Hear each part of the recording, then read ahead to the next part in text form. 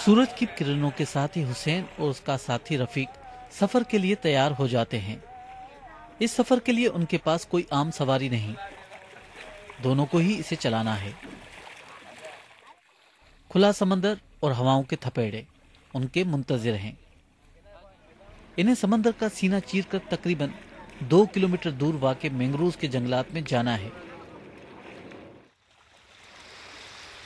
जहां वो अपनी किस्मत आजमाएंगे।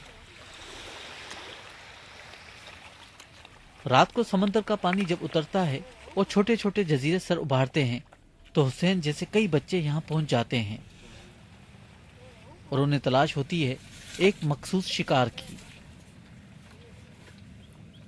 किसी तेजधार आले जैसी 6 टांगों वाली इस आबी मखलूक को देखकर आम बच्चे जरूर डरते होंगे, मगर इन बच्चों को इसी मखलूक की तलाश रहती है।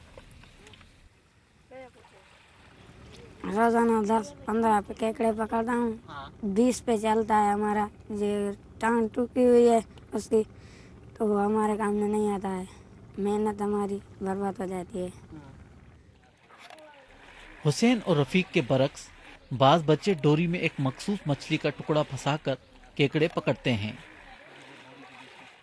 इस दलदली जमीन पर जहां चलना भी दुश्वार है, वहां सुबह 7 बजे से लेकर दोपहर 12 बजे तक ये बच्चे केकड़े पकड़ते हैं। ये वही वक्त है जब आमतौर पर स्कूलों में बच्चे पढ़ रहे होते हैं।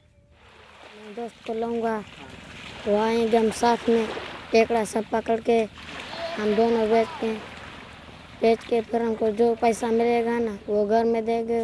वो अम्मी है, वो रोटी बनाएगी, हम वो खा के फिर गांव में होगा यार, बस यहाँ फिर रहा।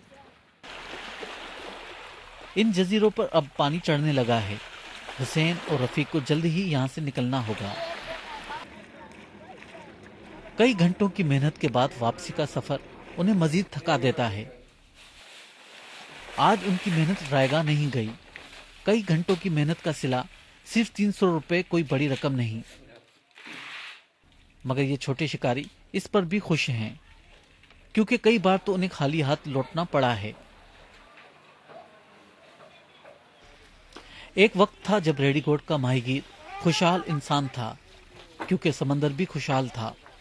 मगर जब से शहर के गंदे पानी और सनती फुजले ने समंदर को आलूदा करना शुरू किया, तब से समंदर और समंदरी हयात भी माहीगीरों से नाराज रहने लगी।